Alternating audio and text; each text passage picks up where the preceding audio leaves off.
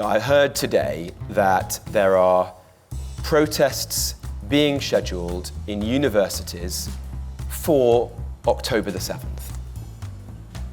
I think that's a fucking disgrace, frankly. I think that's an absolute disgrace. My expectation is that Kemi will lead this party into the next general election. Tale of Two Cities by Charles Dickens is one of my favourite books. Senior people getting their heads cut off. Interesting.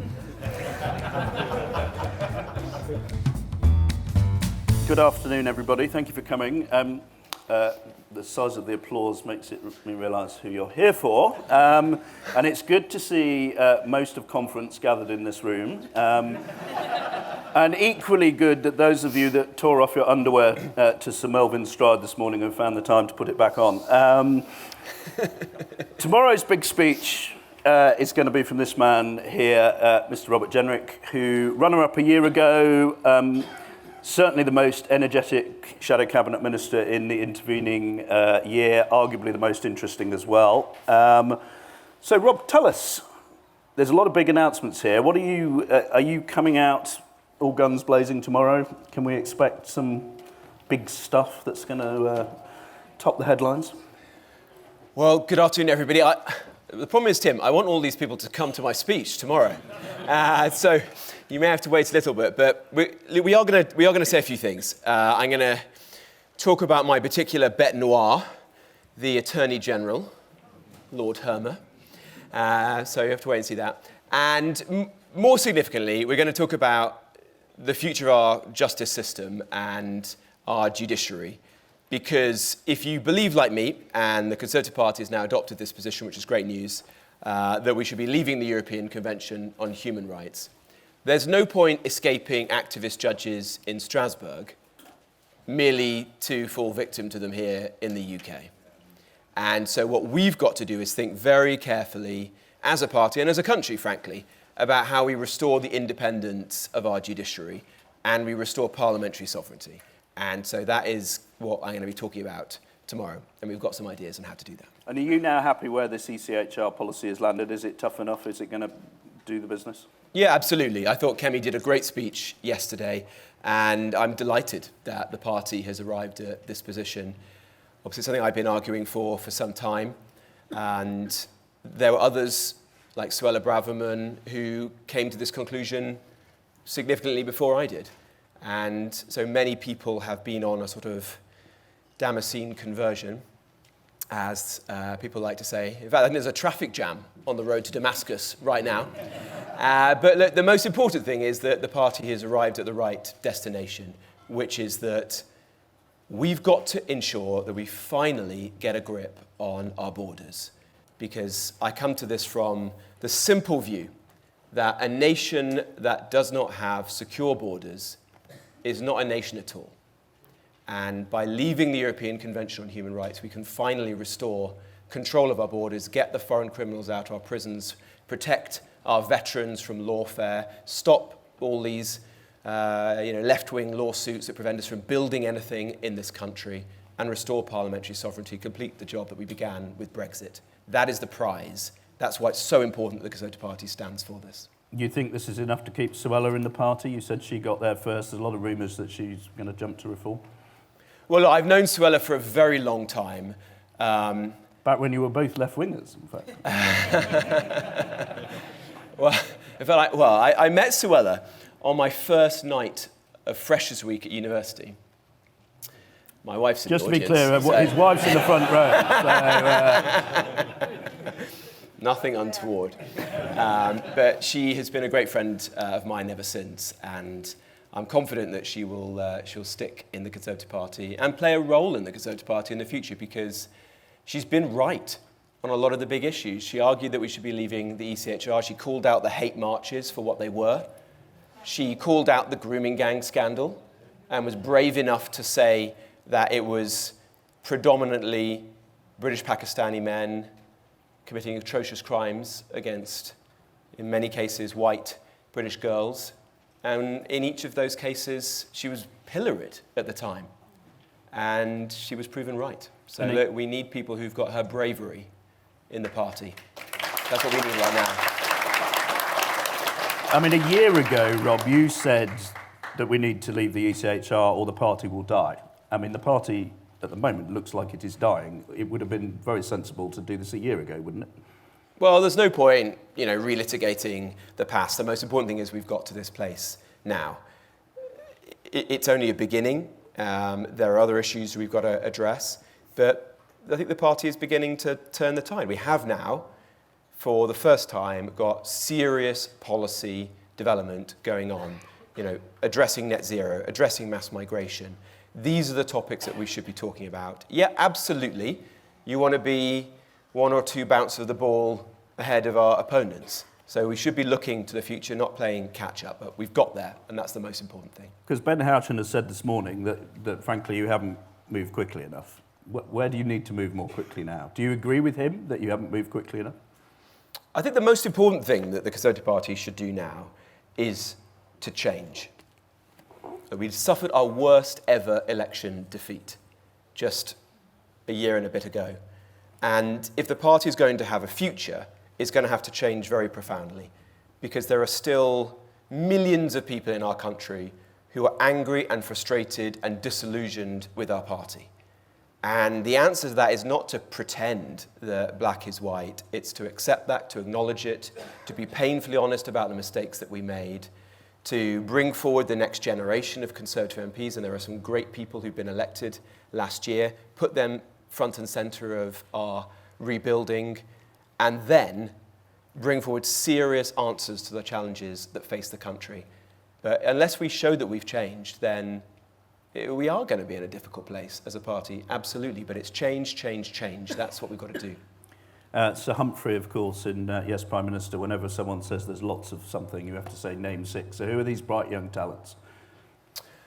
Well, it's a bit like I've got 3 kids. You never name your favourites, do you?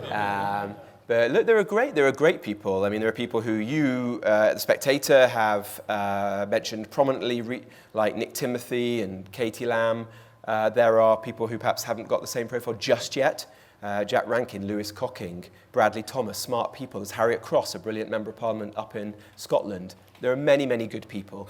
I think that there are a smart generation of new MPs. They get it. And above all, they're hungry. I say that as somebody who's lost weight. I'm not as, I don't want to stray into that topic inadvertently. But look, that's the most important thing. People want the Conservative Party to show some hunger, for goodness sake. I want you to switch on the TV and see us. I want you to switch on your smartphone and see us, not just Nigel Farage and our opponents. Be more active, be better than the Lib Dems, the Reform, than the Labour Party each and every day. And this next generation of MPs, I think, will do that for us. Is that not you effectively agreeing with Ben Houchen that things have not been prominent enough and forward enough and public-facing enough? Well, I agree with Ben on most things, but look, I think it's very tough after you've just suffered your worst ever election defeat. It was never going to be easy. We have a mountain to climb, but we've got to get going. You're absolutely right. Put our foot on the pedal. Because Kemi says you're echoing all her thoughts. That's what she told me in the interview with The Spectator. Do you agree with that? No, I get on very well with Kemi. Yeah, we have a bit of banter sometimes, but we get on well. We've got a good relationship. You're not going to tempt me down that road, Tim. I think I did, actually. But look, let's go back to your patch and ECHR and all this other crime stuff. I mean, is it not the case, though, that everybody in politics at the moment is misleading the public about how quickly this can be done? Farage sort of says, he'll stop the boats in a fortnight.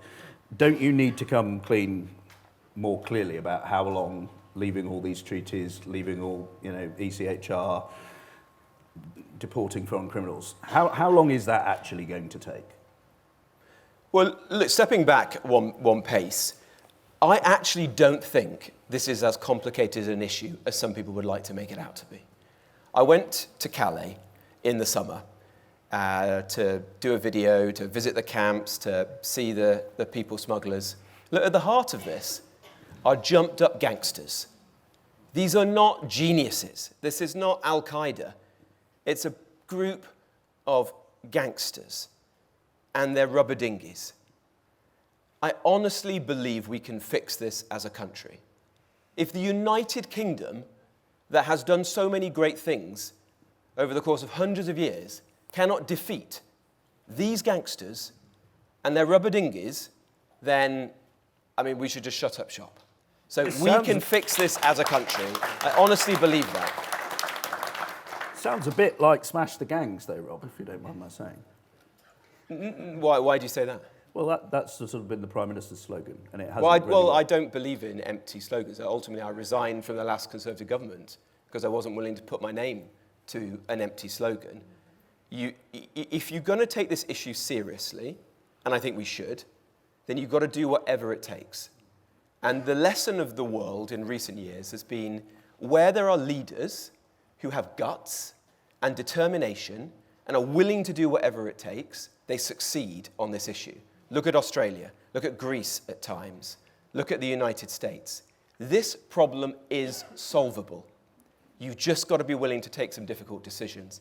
Leave the international treaties that are holding us back, and then detain and deport everyone who comes here illegally. If we do that, I honestly believe we can fix this. I don't know if it'll be 2 weeks. Farage has rode back on that.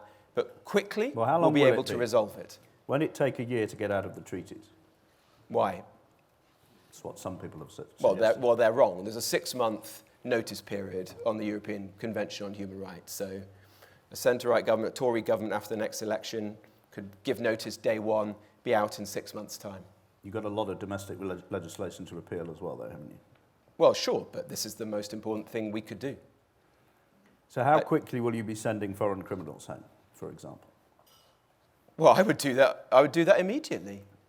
Look, we've got a massive crisis in our prisons right now, and there's more than 10,000 foreign criminals in our jails. Why are we pussyfooting around over this? Use all the levers of the British state to get these people out of our jails, out of our country. Let me give you some examples. Let me give you an example. In Pakistan, we're told, David Lammy, then Foreign Secretary, now our Justice Secretary. I mean, David Lammy, our Justice Secretary. Will we be hearing about him tomorrow? You might be. I mean, David Lammy once stood to be the Labour candidate for Mayor of London and came behind Diane Abbott. He's now our Justice Secretary. But David Lammy, we're told, was begging the government of Pakistan to take back 3 grooming gang perpetrators who are in our jails back to Pakistan. We give £130 million a year in foreign aid to Pakistan. We give tens of thousands of visas to Pakistanis to come to the United Kingdom. For goodness sake, use the levers of the British state. Show some muscle, show some determination for once. I honestly think we can fix these challenges if we did. Farage has suggested like Nightingale jails for low-level sort of criminals, shoplifters, phone thieves, that kind of thing. Is that something you support? I want to build more prisons, yeah, absolutely. I think we can do it faster and we can do it cheaper. It's completely insane that we're spending £600,000 per prison cell in this country today. And there are prisons that still haven't opened that your esteemed editor, Michael Gove, first got the funding for when he was Justice Secretary and I was his bag carrier, his parliamentary private secretary, in 2015. They still haven't opened yet. That's mad. The SNP in Scotland is building a prison called HMP Inverness, where I'm told it's going to cost £2 million per prison cell. 2 million quid per prison cell. We can do better than this. Reform the planning system, come up with smart ways to build prisons. They won't be like Nightingale prisons, that's an oversimplification. But there are other countries in the world, like in Texas, like in Australia, where they're building prisons at a fraction of the price and far quicker. And we've been out looking at those and seeing how we could do that. When we last spoke, you were talking about a decade of net emigration. Is that something the rest of the Shadow Cabinet is now on board with? I've not heard them saying the same thing. Well, the Conservative Party position is rightly that we want to have a cap set by Parliament, make it the law of the land, so that for once you can all have confidence that a future government will actually do what it says and not resile from it, as previous ones have done. And then there's a choice at what level we set it. I have argued, and I think this is the logical extension of what Kemi and Chris Philp have said, that we should set that as low as possible.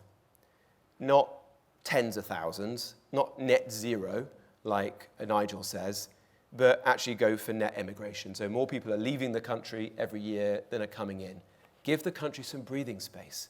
I think that is so important right now, because this era of mass migration that has existed since Tony Blair, who was frankly the founding father of mass migration, has put immense pressure on public services, on housing. 90% of the deficit of new homes in this country is as a result of mass migration. That's one of the main reasons why young people can't get on the housing ladder. And it's made our country much less united. It's made us so divided as we are right now. That's got to change. So give the country breathing space. That's what I argue for. And if you were Home Secretary or Justice Secretary now, what would you be doing about these pro-Gaza protests? Is there more that needs to be done there? I heard today that there are protests being scheduled in universities for October the 7th. I think that's a fucking disgrace, frankly. I think that's an absolute disgrace.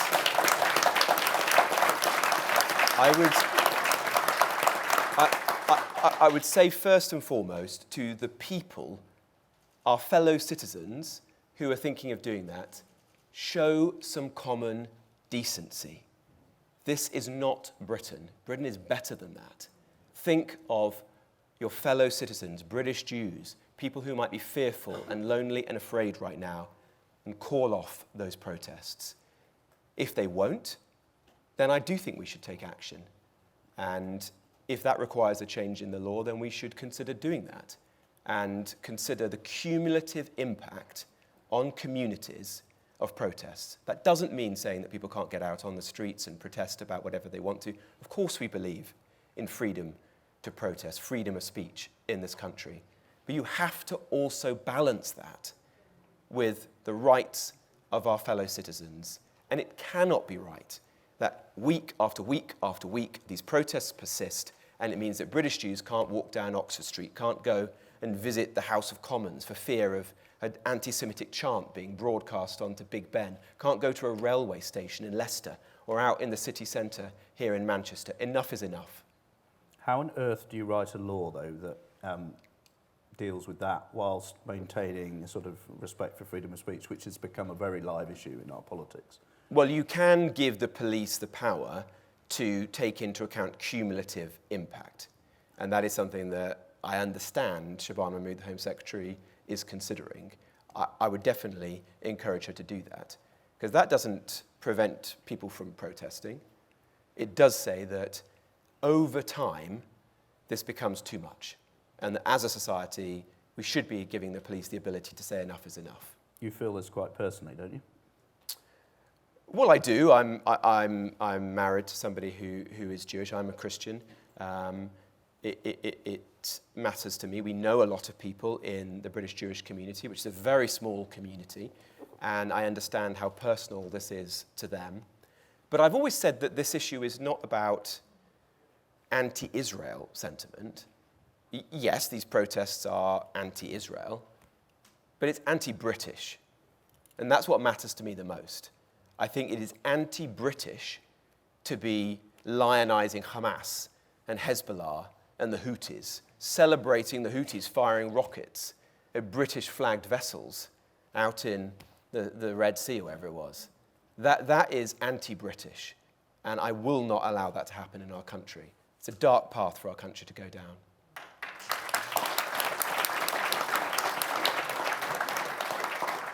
Let's just rewind a little bit. You talked earlier about we can't just be, in reform slipstream. Most of what's been announced so far in the last sort of week or so has been a kind of response, I guess, to where the reform voter is.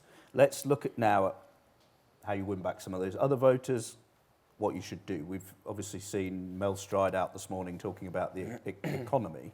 But what is the space for the Conservative Party now? Where do you define yourselves, do you think? What do you need to be doing outside of migration to give yourselves a fighting chance of surviving and prospering? Well, firstly, I don't subscribe to this view that the Conservative Party should be the sort of Lib Dem version of reform. That we just position ourselves as a party that's going after a group of affluent people, mainly in the south of England. I want the Tory party to be a national party.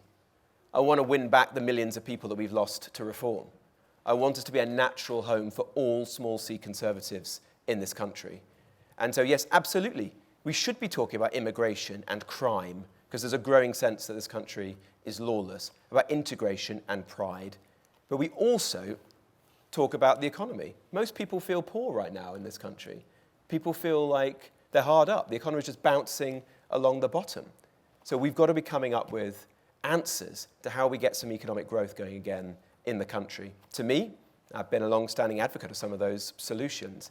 Get a totally different energy policy for this country. So we stop deindustrializing and stop impoverishing our own people. Get building again to help young people onto the housing ladder. I passionately believe that the Conservative Party can attract young people again.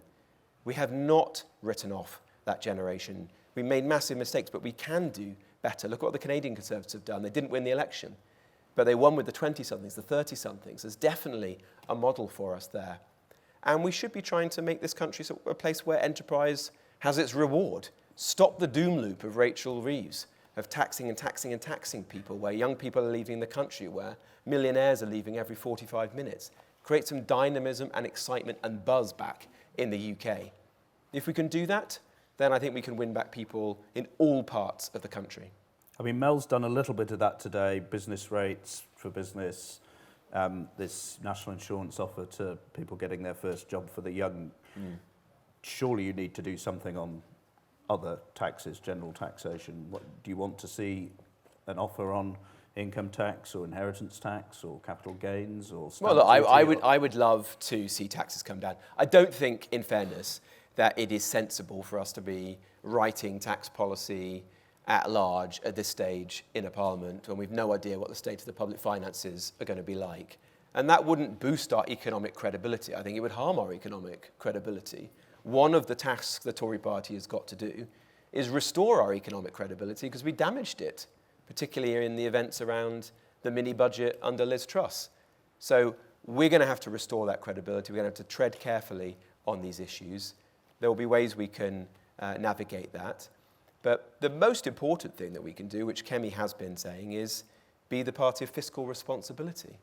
That we can't just see the state grow larger and larger and larger. And so you've seen today some ideas on that front. We've got to get the welfare bill down, haven't we? We've got to get people back into the workplace. You can't have a country in which 7 million people are economically inactive, many of them on benefits, where 1 million young people are not in the workplace, thousands of them under the guise of mental health. That strikes me as both an economic and a moral mission for the Conservative Party. I think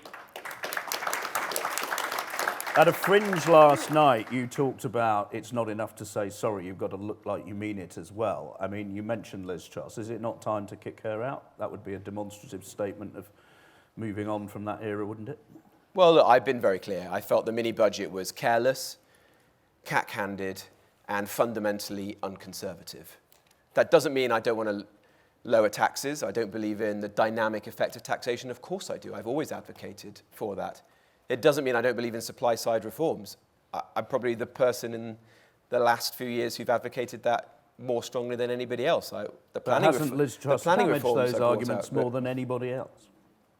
Well, I don't discredited them by her performance. Well, I don't think that that period brought forward supply-side reforms, and it was accompanied by a massive splurge in public spending, with an immense energy bailout that the country just couldn't afford at that time. So there were big mistakes from that period. We have to be honest about that, and in doing so, we can begin to rebuild the public's trust and confidence. And these will be hard conversations. But wouldn't kicking her out be a way of demonstrating that to the public in a way that would cut through to people who don't pay that much attention? Well, that's a decision above my pay grade. But I've been very clear about my views. But you presumably think this is an area where there is some traction against Farage with a lot of voters. I mean, do you think Nigel Farage is a socialist? No, I don't think Nigel Farage is a socialist. But I do think that he's made some curious decisions, like the 2-child benefit cap. You know, people I represent in a working class town in North Nottinghamshire are hard-working people. They're not earning a lot of money. They're getting up early in the morning to go out to work. The biggest employers of my constituencies are distribution centres, food processing factories. These are tough jobs. And these people are making responsible decisions. They're often waiting to have kids until they can afford it. Maybe they would like to have 3, 4, 5 kids, but they're not because they don't think they can afford it and they don't want to be reliant on the state. So his decision in that case feels to me to be very out of step with the sorts of people that I'm in politics for, who are hardworking people, who show personal responsibility, who want to live their lives without relying on the state. What else can you do to appeal to young people then? Well, I think you've got to have a proper offer to young people, and we haven't had that for years. Build homes, massively densify our big cities so we can help young people onto the housing ladder. You know, isn't it great to be in a city where the skyline is covered in cranes? People are actually building in Manchester. Where are the cranes in London these days? I don't see that, do you? I mean, in the month of May, which is a peak month for houses being sold, in the whole of London, only 19 new homes were sold. 19. There are villages where 19 new homes have been sold elsewhere in the country. So Sadiq Khan has completely let down not just London and young people, but the whole country with what he's been doing there. I want to massively densify our cities. And the cities I grew up in and around, like Wolverhampton, Birmingham, Nottingham, Leicester, Derby, these cities are crying out for regeneration. They're crying out for aspirational middle-class families to move back into them. So I think there's a great task for us there. And then the second thing is we've got to communicate with young people. You know, get out on social media. No disrespect to the Spectator, because you do have a young audience. But most young people, no one under the age of 40 is getting their news on the BBC these days. They're on YouTube, they're on TikTok, they're on Instagram. So if we want to attract young people, we've got to be where they are and selling our message to them. I think most people would say you've done a pretty reasonable job of that as well. But you are now responsible for a series of middle-aged men striding purposefully towards us every time we turn on our phones. Sorry about that. Who of your colleagues would you say has got the art of this? Because Mel's trying, we've seen a bit of filp action, even Kemi's doing it now. Who comes up to the Jenrick standards on their TikTok videos, would you say? I liked Katie Lamb's video with beads, talking about ILR. I thought that was a good one. I think Harriet Cross, the marathon running, very articulate new Scottish MP, looks very fresh and is a great communicator on social media. There's lots of people, but it's a learning curve. I wasn't doing this 2 years ago. I think politics is a trade. You learn, you get better and better, and you've got to keep moving with the times.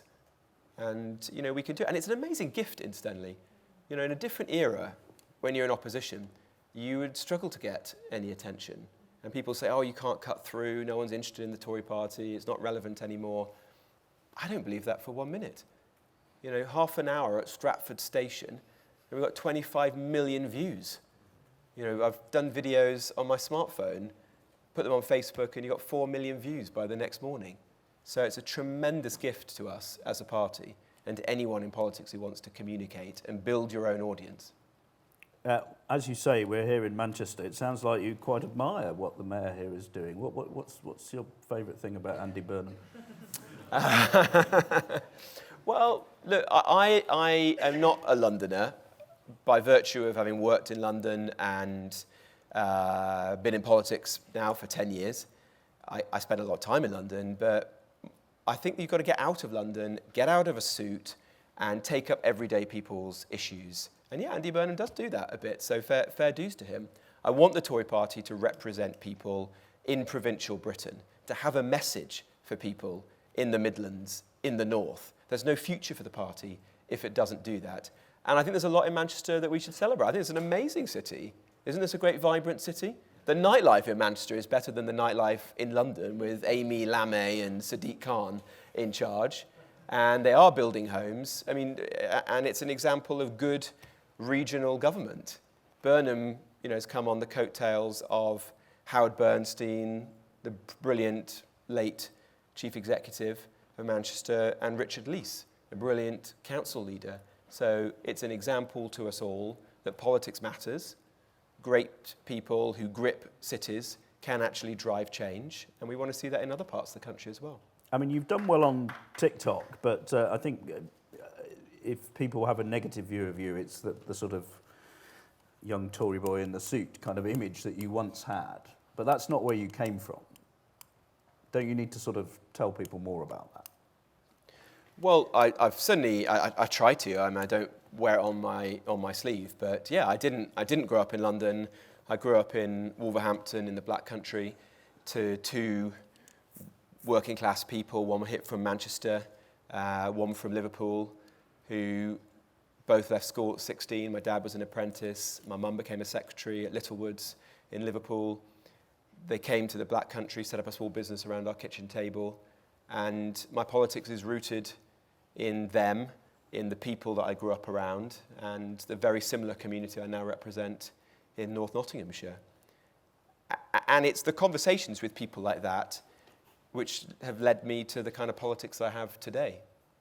I mean, the decision to resign from the cabinet over immigration was in part because just chatting to people I knew, I understood the depth of anger and frustration and disillusionment there was in the country, and I could not understand how the Prime Minister, the people around him, other people in cabinet could not get that, could not sense it. Were they not talking to people?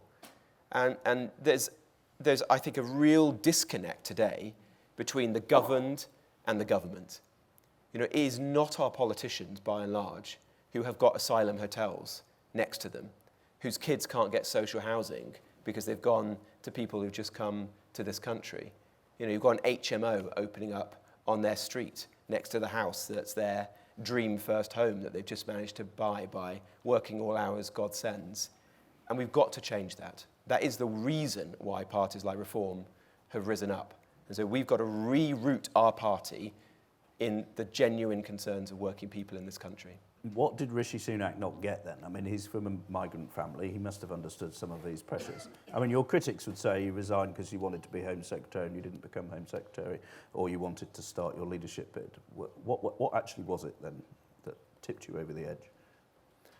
Well, I wasn't prepared, fundamentally, to put my name to a piece of legislation on immigration that I knew would not work. And I was right. It didn't work. Not a single flight went off to Rwanda. And the reason why it didn't work was the government of the day was not prepared to get out of our international human rights obligations. And it sounds to me as if most people agree with that now. Our party agrees with it. Reform agree with it.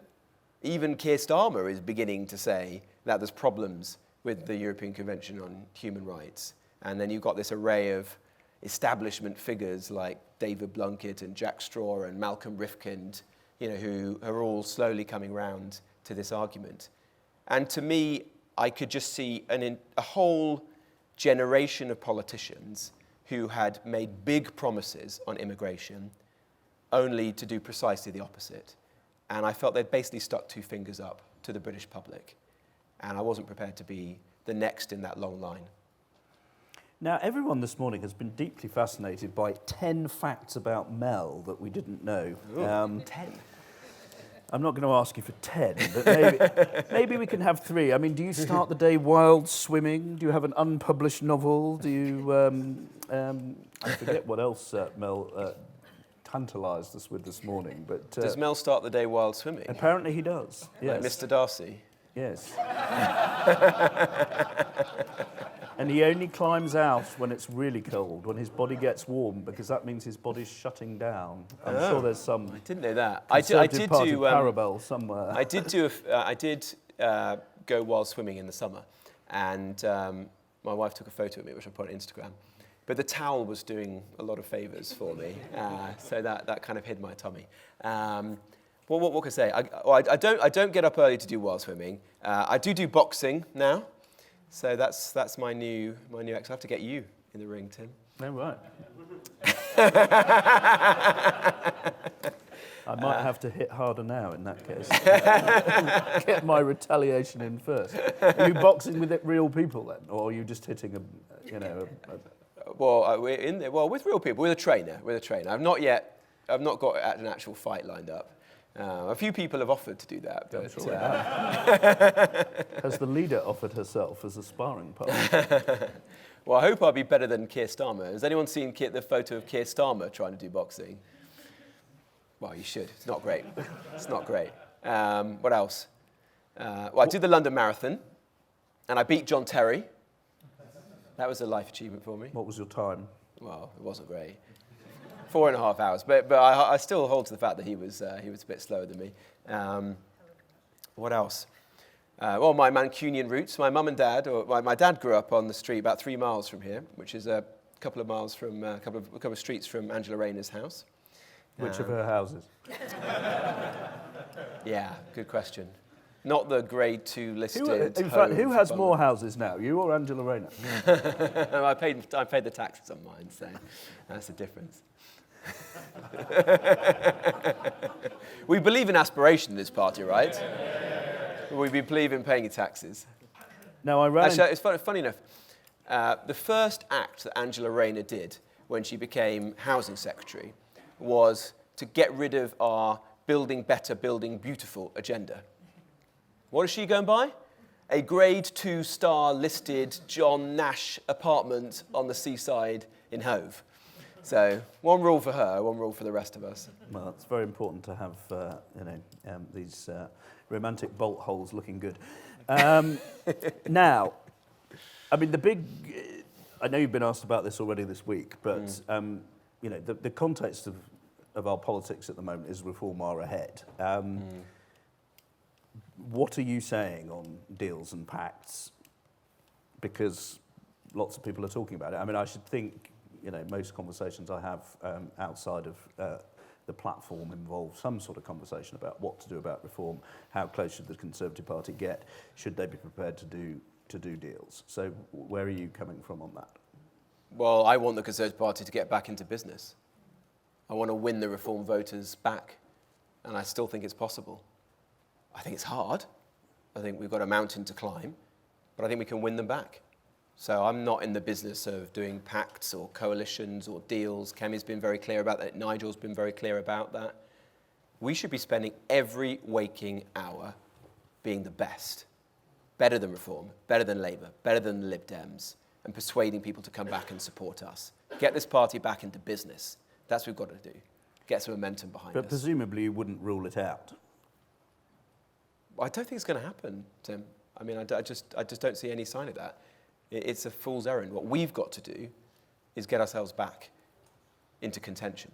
But if you get yourselves, say, 200 seats, you might be able to decide who the next government is. Well, who knows, Tim, what's going to happen? 3.5 years ago, Boris Johnson was Prime Minister. Then we had Liz Truss. Then we had Rishi. Then we had Keir Starmer. A hell of a lot is going to happen in 3.5 years. So, let's not get ahead of ourselves. Let's focus on the day job, which is getting the Tory party back. That's what I'm focused on. One of the things that might happen is that there might be a change of leader. There's a poll coming later today, which I think will suggest that even party members think that's possibly desirable. Are you prepared to run again? Look, I was going to say it's flattering you say that, but of course it isn't flattering you say that because you're trying to cause trouble. There was a leadership election, and the party, made its choice. Kemi is our leader.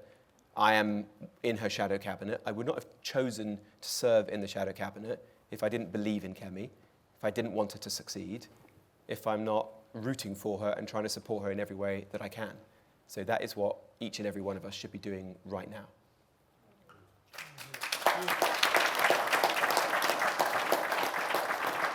But she herself says after the local elections that we should ask her what she's planning to do at that point. I mean, I presume you're not going to rule out running if there was a vacancy. Well, there isn't a vacancy, and I don't expect there will be.